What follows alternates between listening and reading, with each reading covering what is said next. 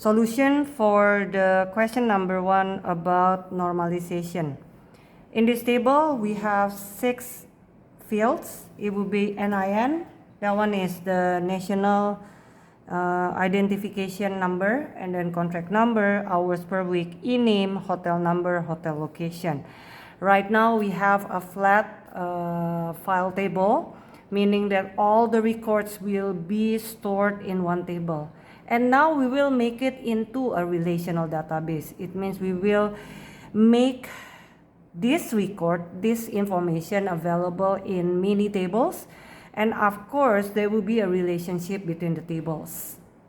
Now, there are 2 kinds of tables that you can create in the relational database. The first one is the master table, and then the second one is transactional table. Based on the name means that, if you're dealing with the master table, it's quite rare for you to update the master table or add new records in master table. But in transactional table, it's quite common for you to add many records per day in it. Now, if we look on this table, can you guess what will be the first master table? Actually, there are 2 master tables here. The first one, of course, it will be the hotel. Because if you look on the fields that contain the word hotel, which is hotel number and hotel location, we can see that, for every time, for H25, it would be always Edinburgh. And then for H4 is always Glasgow. Why we need to repeat entering this kind of information in the database, right? So better for us to take this one out from the table and then make it into a master table called hotel. So I will do that. I will make a box here. The name of the table is hotel, and then after that the field will be hotel number and then hotel location. And then what is the primary key? Well, you need to figure it out. What is the field that store a unique value for each record? You can guess that one will be the hotel number. So that one is a primary key. Remember, the keywords for the primary key is a unique value for each record that available in the table. Okay. Now, that's the hotel. What is the second master table that we can create here? Well, if you look on the table, then it's very clear. Maybe we can have a master table for the employee. Let's say on the employee table, there will be a national identification number and also, well, of course, the employee name, right? So I will put it here. I think this one is quite visible, right, on the video, this one. I will name it this one employee, and then I will put NIN, and then in name, which field that contains unique value for each record, very obvious, it will be the national identification number, right? Now, that's the 2 master table that you can create from this table. Now we go to the next one. Okay, we deal already with the hotel number, hotel location, e-name, and then e-name here is not electronic name but employee name, and then NIN. And then after that we have contract number, hours per week. Okay, now I will go to the scrap paper. Contract number. Well, it means you will make a contract to the hotel that need your service, right? Let's say this one is the contract paper. What do we have here on the contract based on this table? We will have contract number, of course, and that one will be unique. Every time you create a contract, you will give a contract number.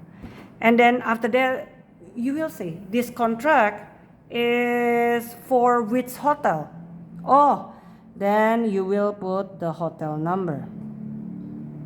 Correct?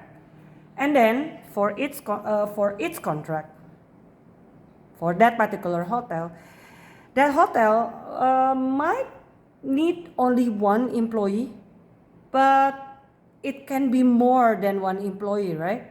So the format of the contract might look like this one. Look, so the contract number, and this one is the contract with which hotel, and then after that, in this contract, we agree that what? That this particular employee will work there for how many hours, right? So it can be only one employee, can be more than one employee, like this. Can you imagine that? Do you agree with the format of the contract that might be used by this company?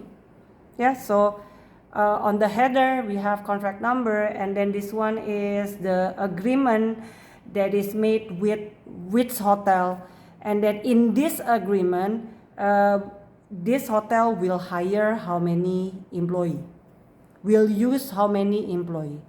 Agree, yeah? Now, after you already make this kind of format, after you have an idea about the table itself, about the information that are available in the table, then let us make the table about this contract.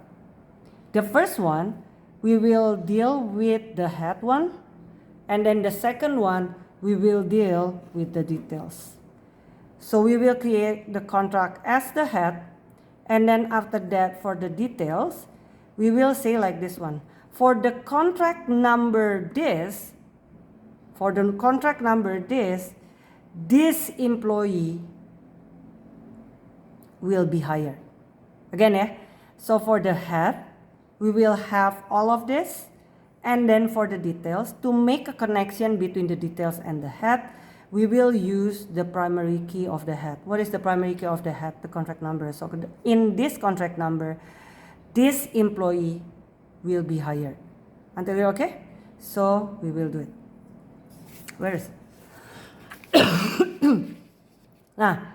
So in here, I will write the contract header.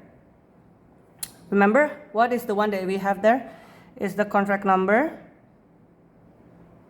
and then the hotel number. And for sure, the primary key will be the contract number, right? And then for the details, we will say that, oh, now we will talk about the details that are available in that particular contract. So I will say see details.